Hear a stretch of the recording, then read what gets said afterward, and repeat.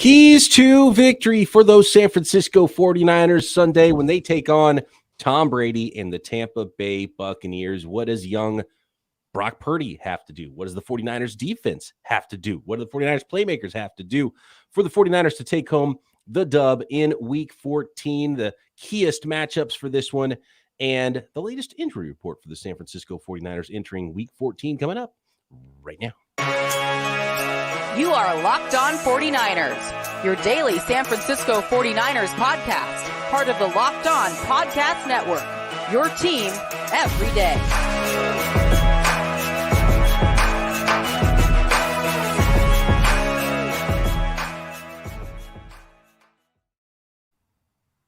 Welcome to Locked On 49ers. Brian Peacock alongside Eric Crocker at BD Peacock at Eric_Crocker. Thanks for making us your first listen here on the Locked On Podcast Network, your team every day. Seeing folks jumping into the live chat already. Thanks for those of you, and thanks to those of you listening maybe on your way to work on Fridays. We get ready for Week 14 and the Tampa Bay Buccaneers. A big game here, Croc, for the 49ers.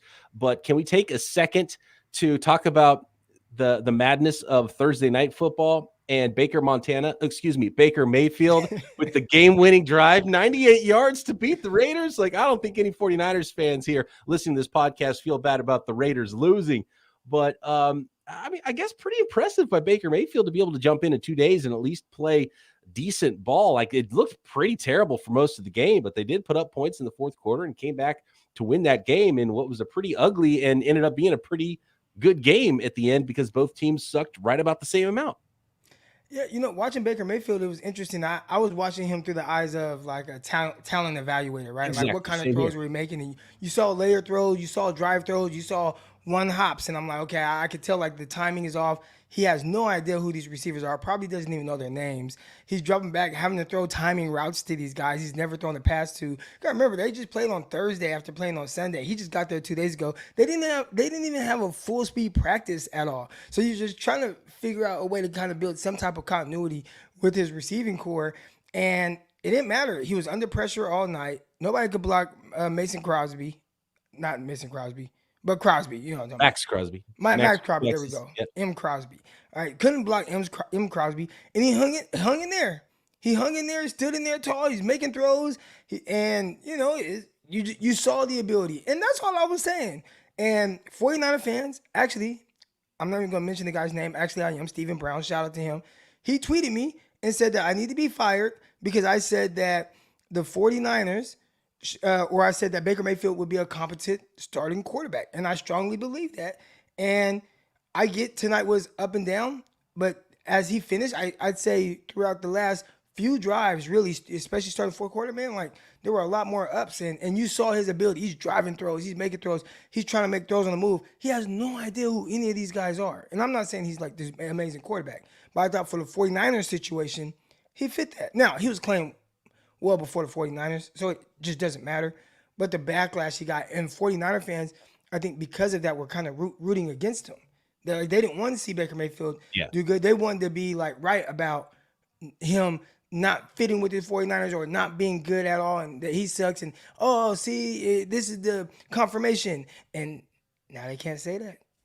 Yeah, and when he plays like that, you wonder, okay, if things go really south with Brock Purdy, and the 49ers would have had no shot anyway, even if they put in a waiver claim, so it doesn't matter. But I wonder if the 49ers maybe should have been potentially a little bit more interested in just a professional quarterback. You know what's funny, Croc, is this is exactly kind of like, I guess you shouldn't be super surprised that the backyard football environment is probably where Baker Mayfield shines the most. Like, I don't know how much better he'll be knowing Skoranek at wide receiver. You know what I mean?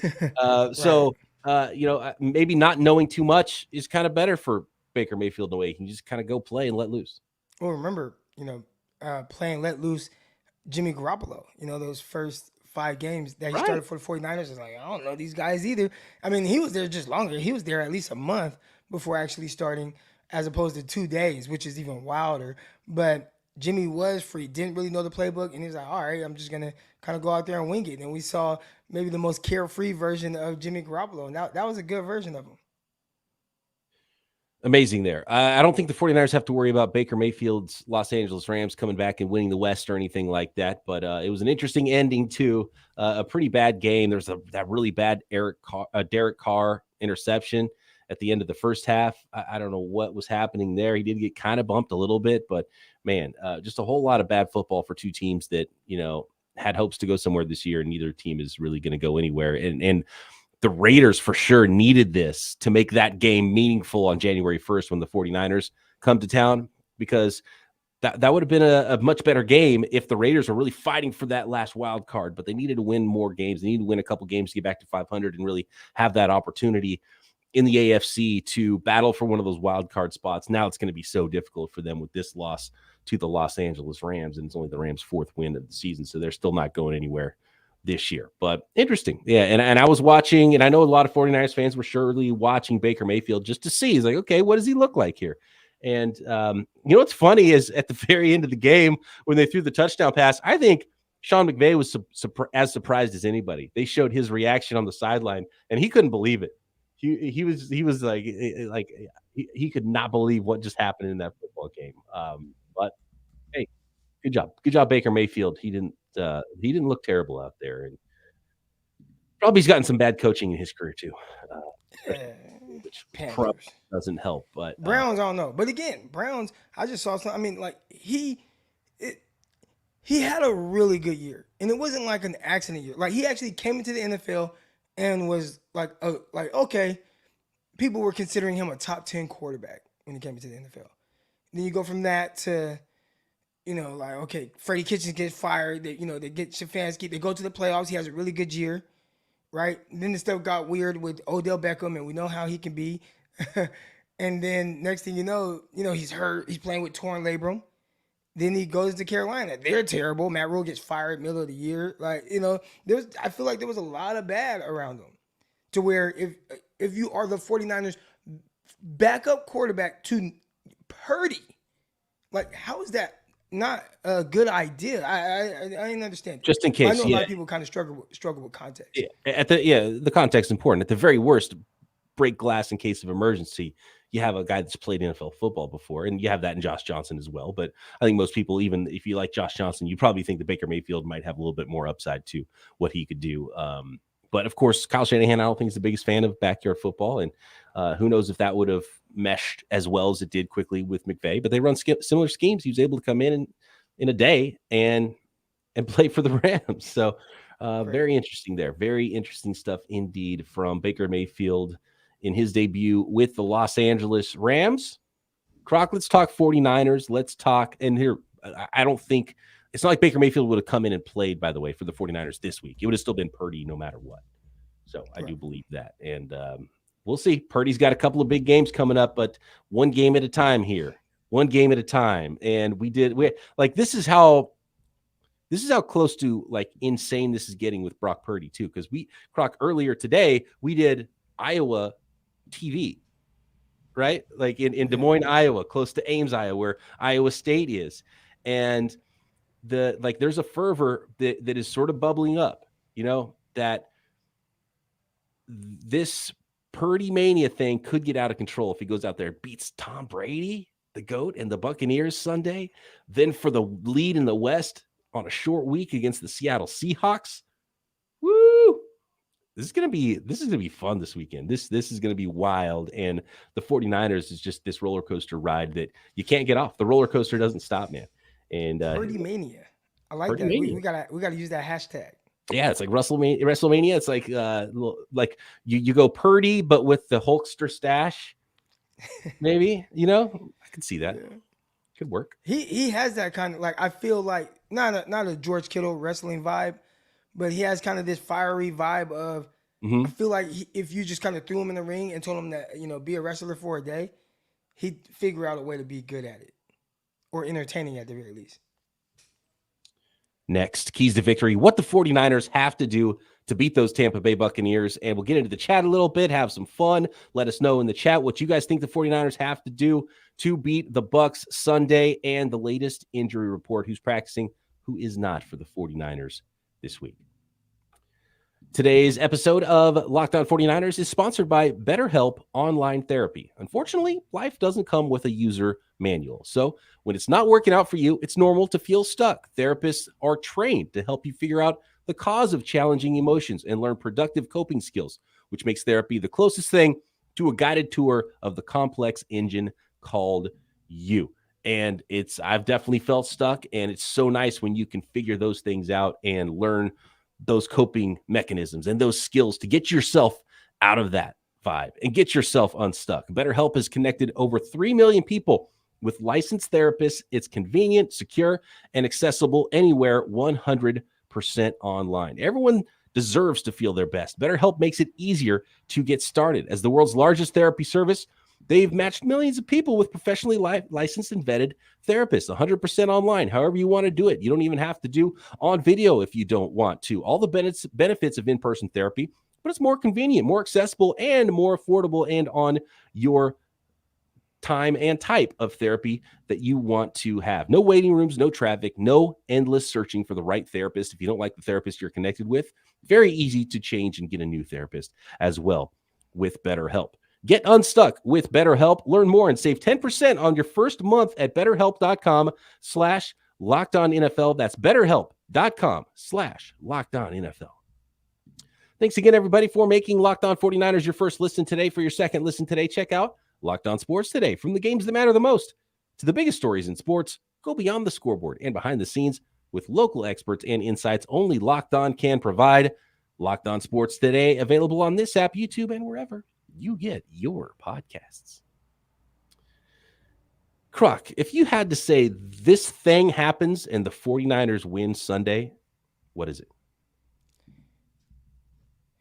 Oh, you got to repeat that question.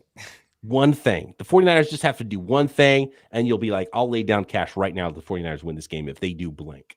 Don't turn the ball over. 49ers don't turn the ball over, they win. And that kind of goes down to, kind of comes to the quarterback, right? Right. Like just, yeah. Like because to me with this game, and we've talked about it a little bit this week with Brock Purdy, and we still don't kind of know what he is, but we have a good idea, and we've seen him be confident out there. We've seen him be prepared. We've seen him be a playmaker, but we've also seen from his college tape and just a short time in the pros, make a little mistake, maybe try to do too much with that playmaker ability. That late throw over the middle last week. I actually like the idea of throwing it deep one-on-one. You got Brandon Ayuk. It was pretty tight coverage, but you could have back shouldered him. You could have thrown it over the top. He didn't do either. Kind of threw it inside. It gets picked off. And that's just more of a an downfield accuracy thing more so than a bad decision. But what the 49ers need to do, because on paper I think they have a better football team and should be able to limit Tom Brady and the Buccaneers offense because of how banged up their offensive line is. They're not going to be able to run the ball very well in the 49ers, so they should be able to keep their points down. What Brock Purdy can't do is throw like a pick six, fumble a snap, do those types of things that would really hurt the 49ers, because if this thing is played straight up and Brock Purdy's not making a bunch of mistakes, he doesn't have to make a bunch of huge plays or big throws or anything like that. He doesn't have to go win the game, I don't think, for the 49ers. They have enough good players on both sides of the ball to go win the game. He just has to not lose the game. So I think that is big time. So you put it on him, but I'll say it's on the offensive line. And I think he did a really good job kind of filtering through a lot of the pressures that the Miami Dolphins were bringing. But, the quick decisions like that, if another team says, hey, we're going to do this because we know this is where his eyes go, and they start to get a beat on things that he likes, you don't want him to make a living out of having to make those type of quick decisions with a free runner in his face. So can the offensive line protect? Can Kyle Shanahan chip, in the edge? Why do the 49ers? I feel like 49ers have more free runners running at them than anyone else. I think the biggest problems with the 49ers offensive line so far, and maybe that's just with newer guys plugged in, but they've played a whole season together now, is some of that passing off blockers. Are you going right? Are you going left? Do they get it wrong? Maybe the call was wrong before. That free rusher, Bradley Chubb off the edge last week. Like those things you can't have happening. So where the play that Jimmy Garoppolo got hurt on. So yeah, whether it's communication, you're not getting the line set correctly before the snap, you're not making the right calls, whatever it is, they've got to clean some of that stuff up, because I don't think it's them just getting beat all that much. Right. But, even then, it's really good to see his mobility to kind of maybe offset some of that. And we saw one time where he ended up getting sacked for, 10-yard loss or whatever it was. But, I mean, that was just one time. A few other times, spun out of there, made a throw on the move, spun out of there, another throw on the move. So, he showed that he has that type of ability. But you don't, I'm pretty sure Kyle will tell you this too. You talked about Baker Mayfield and backyard football. Like, Kyle doesn't want him making a living out of doing those kind of things. And also part of that too is not having any reps with the first team and not maybe truly understanding the timing and rhythm of how things are because, well, I was just kind of thrust into this situation and I wasn't practicing with the ones and whatnot. So, I think that the offensive line and Kyle Shanahan, I'm put on him because if you need to chip guys, then chip guys with your backs before they go out and route, slow a rusher down, give your quarterback that extra time so that now his processing isn't sped up. He's not playing as fast mentally so that he can be a little bit more comfortable. And I think that would help, limit the turnover-worthy plays. Bobo says, show up is the one thing and they'll win. I don't know. That's over. I got a little more respect for Tom Brady than that. Yeah, exactly. Yeah, dude's got too many rings to fit on one hand. That's probably overlooking a team a little bit too much. Steve says, got to play 60 minutes. I like that better. Got to play 60 minutes. Got to finish the game, unlike the Raiders did on Thursday night. Right? It's funny, and I missed the end of that game too, Croc, because I came out here to get in the office, get ready to play. I saw that they're going to start at the 2-yard line after the punt, and I walked out because I was like, Baker Mayfield's not going to take. There were a couple flags. You missed the pass interference. You missed a roughing the passer. Okay, so, that's how they got down there so quick. All right, they probably got out of those two plays probably about 30 yards, maybe. I mean, but they started at the 2, so it wasn't like. Right. I mean, it just got them to the 30. Right, and then a nice throw at the end to Van Jefferson. So yeah, well, he threw a big ball to 18. I don't even want to butcher his name. Nice throw to Van Jefferson. Nice jump off to the running backs, getting stuff going. Like, he did a really good job. To what we were talking about a little bit earlier with Baker Mayfield, he said, coach can make or break a QB. Mayfield probably has the best coach he's had since he's in college.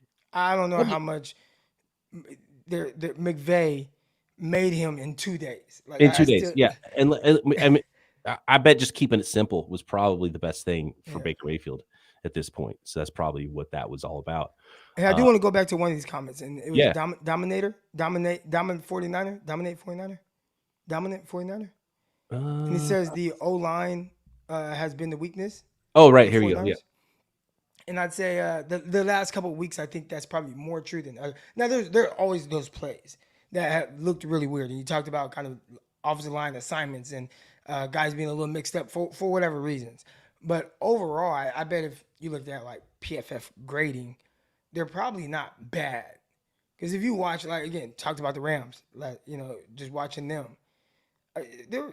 Gosh, what was going on with Baker Mayfield? They had guys in the backfield. Now you're playing against Max Crosby, I get it, and Chandler Jones. That's tough. Yeah. 49ers got to face those guys later this year. But, I mean, just consistently pressure. And if you watch most football games, there is a lot of that. So I almost look at the offensive line where a lot of people say, oh, the offensive line is bad. I think all offensive lines are pretty bad. That's just kind of my thought. So it can't really be the excuse. You know what I'm saying? Right. No, and it's so hard. And teams are trying to scheme ways to get guys into the backfield, bringing extra rushers, stunting. It's definitely not easy. And as a quarterback, you're going to deal with some pressure. And if you go watch a lot of games, you don't watch the 49ers and say, oh, this line's worse than a lot of these other lines. I definitely don't say that at all. So, in fact, I've been pleasantly surprised. Like, if you told me what I've seen so far is how the offensive line was going to perform this year, I said, good. I will take that. Because I thought it was maybe going to be more of a problem for the 49ers. And they haven't been amazing necessarily, but they've been good. They've been fine on the offense. I think part of it is a scheme, though. Kyle, think about it just off the top of your head. When's the last time you've seen a running back or tight end chip a guy? Now, he sometimes leaves a tight end to block, right? He'll sometimes leave George Kittle in. Last game I saw him on that one kind of weird play by Purdy where he like sprinted out, then he threw the ball back across his body. Yeah. Well, he left Deebo Samuel in to block out the backfield.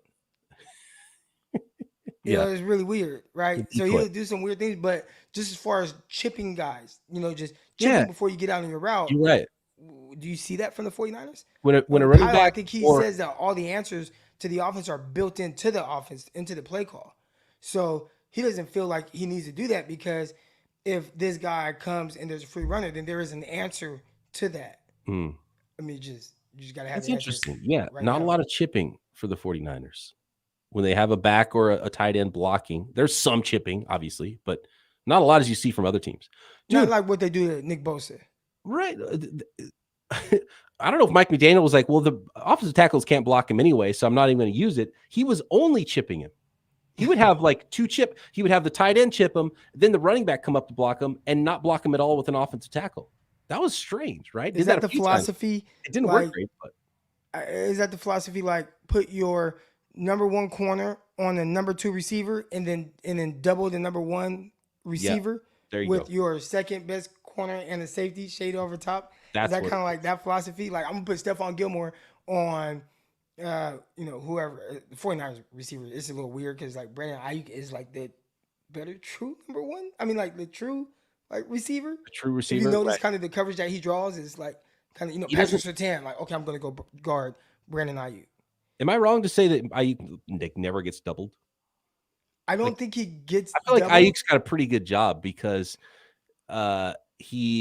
it's not a super high volume passing game for him or anything like that, but he doesn't have to worry about being the first guy that defenses are trying to stop in this offense. Right. Well, he might be the third, fourth guy right there. Third or fourth, right? Yeah. Which a lot of dudes. Niners got a lot of dudes. Right. Kaimi says, I appreciate our O-line folks. They are solid. Like they're cool. If you watch other teams, I think you'll get a better sense of that. And really watch the game and just go in there and just be like, man, I'm going to look at this offensive line. Because if you just watch one play, you'll see a guy get blown up. But you just watch consistently the type of pressure that an opposing quarterback might be under and maybe the timing that he has to play with because of the offensive line. I think you might see it from the Tampa Bay Buccaneers. Their offensive line hasn't been great this year. They've been really bad. Yeah. If you want to see a bad offensive line with it's got tons of injured players and replacements, just wait till Sunday and watch the Buccaneers offensive line. And I think that's probably the number one key to the game. More keys to the 49ers beating the Bucs next, and we'll take a look at the injury report. PrizePicks is daily fantasy made easy. How easy, you ask? Well, entries can be made in 60 seconds or less. That's because all you're doing is picking 2 to 5 players, and if they score more or less than their PrizePicks projection, you can win up to 10 times your money on that entry. You're not drafting an entire team of fantasy players. You're not competing against any other players and people. It's easy. You just look at the projections available at PrizePicks. You say, oh man, this dude's going way over that passing yard projection, right? Brock Purdy, I don't think he's going to have a huge projection. If you think he's going to have a big game throwing the football, you go more than on the PrizePicks projection for passing yards for Brock Purdy. If you think the 49ers defense is going to do a number on Tom Brady, you pick the less than on the passing yards for Tom Brady. You pick 2 to 5 players, win up to 10 times your money on that entry. Not just NFL projections either. NBA, NHL, PGA golf, college sports. We've got combat sports, MMA, boxing, NASCAR, esports, you name it, you can find projections. Soccer at PrizePicks. Safe and fast withdrawals, and PrizePicks currently operational in over 30 states and Canada. Download the PrizePicks app or go to prizepicks.com to sign up and play daily fantasy sports. First-time users can receive a 100% instant deposit match up to $100 with promo code LOCKEDON. If you deposit $100, PrizePicks will give you $100. If you deposit $50, PrizePicks will give you $50 more to play with. Don't forget to enter promo code LOCKEDON at sign up for an instant deposit match up to $100. What's the over-under on sacks for Nick Bosa this week? Got to put it at 2. It's got to be at 2, I feel like. Because if he gets 2, you're good. If you said at 1.5, it's like, hey, he's likely to get 2.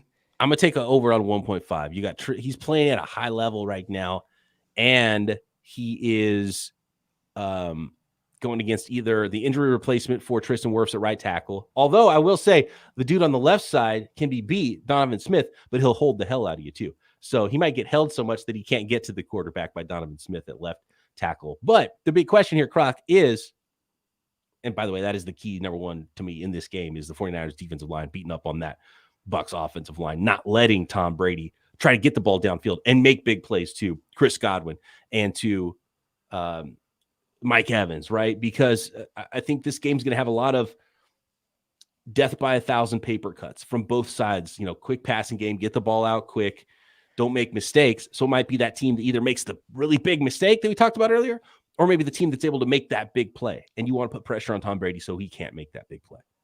The 49ers last game, I don't think they got as much pressure as we thought.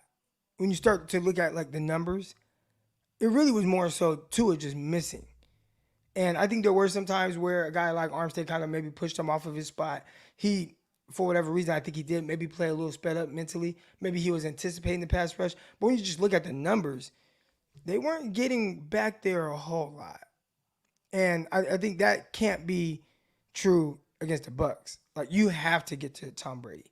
Now, here's the interesting thing. When I was with the Jets, it's cool. I was with the Jets. They were in the NFC East. So I kind of got some cool little takes on Tom Brady. But they said, almost like what we said about Jimmy Garoppolo, or at least what I say, Tom Brady doesn't play well later in downs. Tom wants to get the ball out of his hands quick and right now. And I'm not sure if the receivers he has right now meshes with the philosophy that he's known in New England. Right? Like, look at his Mike Evans. Is he get the ball out in 2.0 seconds guy? I don't think so. He's about Julio as opposite Jones. as you can get from a Wes Welker as you can get, right, in Mike Evans. Yeah, right. There's nobody more different than Mike Evans. Complete opposite. Yeah. And he runs like his knees hurt too. Yeah, long strider, big dude, wants to box out at the catch point. Not as quick as he once was. Not going to uncover in 1.5 seconds. Right. So he doesn't really have those guys. I mean, is it not just because he's like a little white guy, but Scotty Miller, like, is that because Godwin's not. I mean, he's more of a 10 to 20 yard range type guy. They will throw screens to him, but who's that like jitterbug, quick separation, get the ball in his hands? The Wes Welker, the Amendola, what was his name? Brown, number 80, that played corner too sometimes.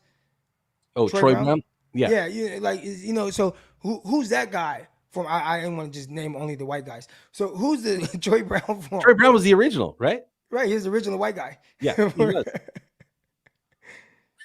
And then he got Pat Booned by Wes Welker. All right.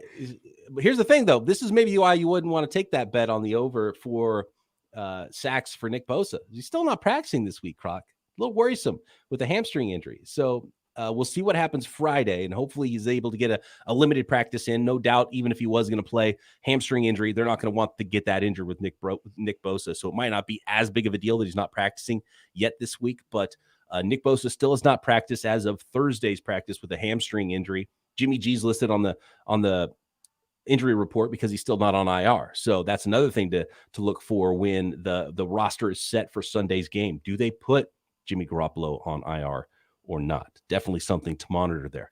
And if they don't, that probably signifies that maybe they believe he can come back and they don't want to waste those last two returning IR spots, and they want to use them for Kinlaw and Mitchell. So if they don't put Jimmy on IR, that probably bodes well for not only Jimmy, but it bodes well for both Kinlaw and Elijah Mitchell. Tarvarius Moore has a knee and is not practicing yet this week, and Hassan Ridgeway has a pec injury that he injured in the last game, not practicing yet. Good news for Christian McCaffrey and his irritated knee, and Deebo Samuel and his irritated quad. They got in a limited session on Thursday. I don't believe they did practice at all on Wednesday. Taking it easy with Eric Armstead with his foot and ankle injuries he's coming back from. He was limited at practice. Spencer Burford with an ankle injury, also limited at practice. So probably a good sign that, Armstead, McCaffrey, Deebo, those guys are going to play again. But Nick Bosa is the big one. And we'll see if he gets in a limited session on Friday. That would truly signify that he's going to play. If not, it might be a game time situation with that hamstring. And hopefully it's not a situation where he's out, because the Niners are going to need Nick Bosa. And if he can't play Sunday and his hamstring's that bad, is he going to make the quick turnaround and be able to play Thursday either? So I was on, I think, Instagram or some social media, and there was kind of this thing up, and it was like, who's going to be the defensive player of the year? They were showing all these defensive linemen, and this guy chose, I don't remember exactly what edge rusher he chose, but it wasn't Nick Bosa. And his reasoning was whoever that guy is the only one that kind of plays by himself. He's like, this guy has Chandler Jones, and this guy, the Cowboys, their defensive line is loaded, and Nick Bosa, oh my gosh, he just has a wealth of guys, and I'm like, who do you know? Like, you can't name a guy that rushes with Nick Bosa, and that's not to say these other guys aren't good, but Armstead's been out all year. Armstead, Kinlaw, those guys have been out, and I think when you just listen to them, or when you think of 49ers, you think of Nick Bosa, Eric Armstead, oh man, they got the rookie Drake Jackson, you got Kinlaw, you got, and it's like, well, the rookie rushes here and there, but he's not to say he's average. I mean, he's just learning, right? Like, he's growing into a position. Remember, because you go back to USC, he wasn't a guy that he played multiple positions. I feel like if you look at 3 years, you'd see him playing 3 different ways, whether it was an off-ball linebacker or a 3-4 outside guy, or, okay, now we want to use him as an edge guy. Then, oh, now we want to make you heavier. No, drop weight. And then, no, build your way back up. So you don't even know which Drake Jackson you're kind of getting. And it's like, okay, now we have to mold you into the version of Drake Jackson that we want. So he's still working on that. You got a Menahu, and he does a really good job getting pressure, but although he's getting a lot of pressure, like, he's not really getting the sack. So when they say, like, oh, 49ers defensive line is loaded, it's like, why is it loaded? Why is it more loaded than some of these other guys? Like, Nick Bosa he's just hella good.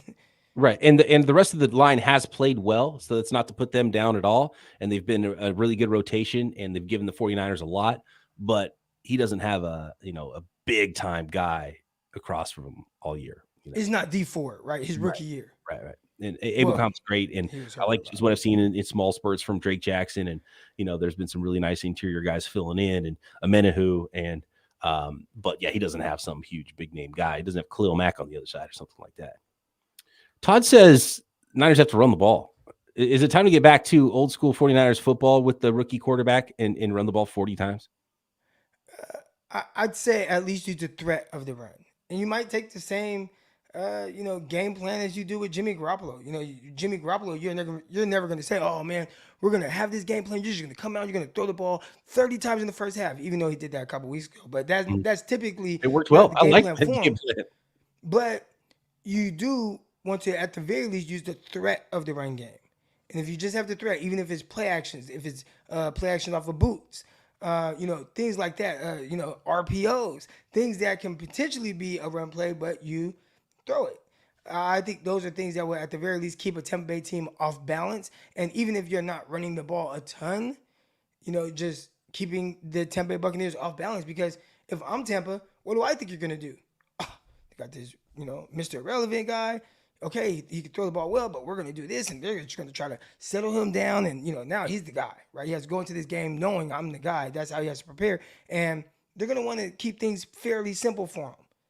And they're going to run the ball a lot. So you might want to counter that a little bit with things that look like runs and get him some easy dump offs early on to kind of keep Tampa off balance.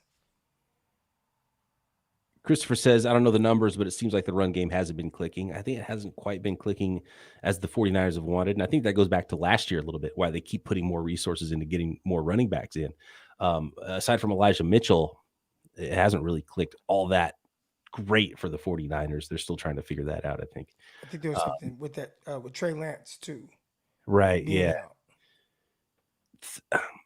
It's funny because they do need to run the ball, and Kyle's never going to abandon the run or anything like that. They're going to try to run the ball if they can. But the Buccaneers are much better fit to defend the run than they are the pass.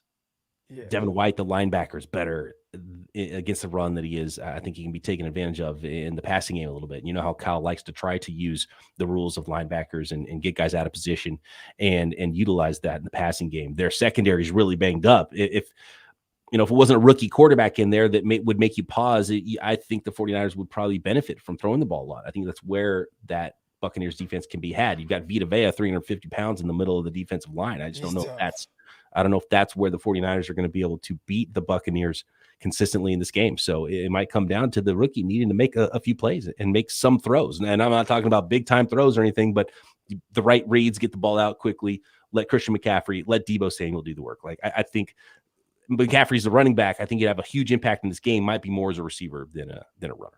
Or maybe the other rookie. And I see our guys in the chat. We got Slick68, and he says Jordan Mason needs at least 25 carries.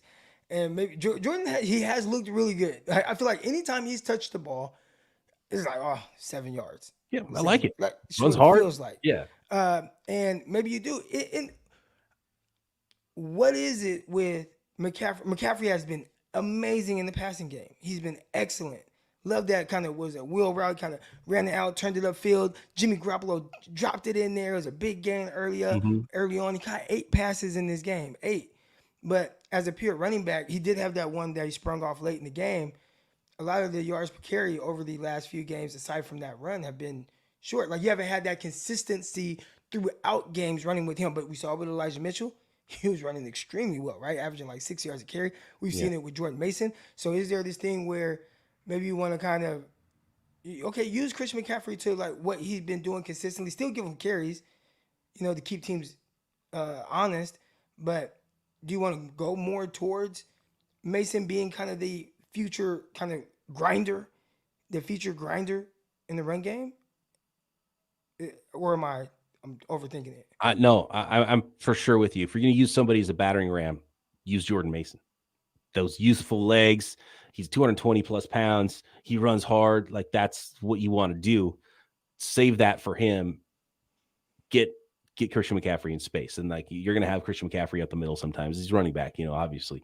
And you don't want to dictate to the other team what you're about to do because of the personnel that's in the game. But yeah, I would lean on, from a pure running standpoint, Jordan Mason, even put in the backfield with Christian McCaffrey.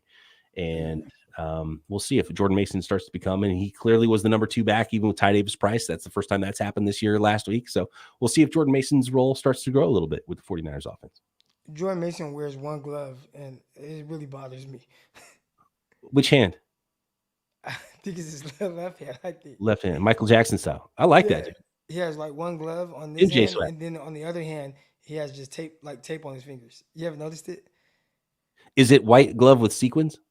I think it was white glove last time. It might have sparkles on it like Michael Jackson. All right, we got to get out of here. We did get Jake real quick. We got Jake. He said, "What happened to what happens to TDP?" And we are not on here to say when we're right or this and that. We just give analysis and we try to bring to y'all what makes sense, what doesn't make sense, and we try to bring a different perspective than the fan. Even though in our everyday lives we are fans of the 49ers, but we try to bring a different perspective on the show, right? So when they made the draft and we're pick of TDP.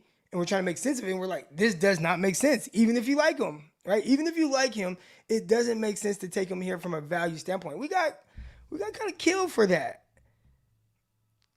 Oh, you always like, it's just natural when you're a fan. Like as soon as the draft happens, you just drafted 7 Hall of Famers. They're all great picks. They're all awesome. You love them. You want to buy all the jerseys. You're watching all the film. Oh, this guy could be this, and you dream about what the guy could be at his ultimate ceiling. And then the reality, half of the NFL draft picks fail, even a lot of high ones. So, but even if it doesn't fail, the value of getting him in the 3rd, if he's not going to be your guy, and that was my thing. If you're telling me that Ty Davis-Price, you're drafting him to come in and play over Elijah Mitchell, over Jeff Wilson, over everybody else, then Trey Sermon, who they just did the exact same thing with the year before. Right. Then okay, right. I understand. If that's going to be your every down back.